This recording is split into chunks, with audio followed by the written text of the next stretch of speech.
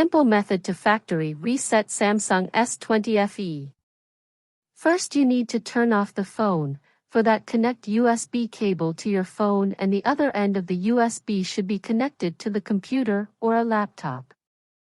After that, press and hold power button, volume up and down button continuously till the phone turns off. Once you get the charging logo, disconnect the charging cable at once. After giving 5 seconds gap, reconnect the cable and press and hold volume up and power button.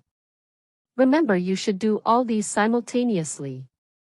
Once you get the Samsung logo displayed on screen, leave the power button and continue holding volume up button till you see the recovery screen.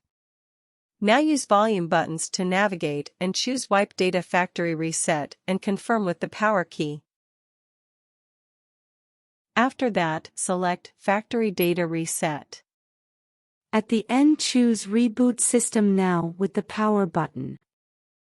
Hope this method works for you. Stay connected by subscribing to my channel.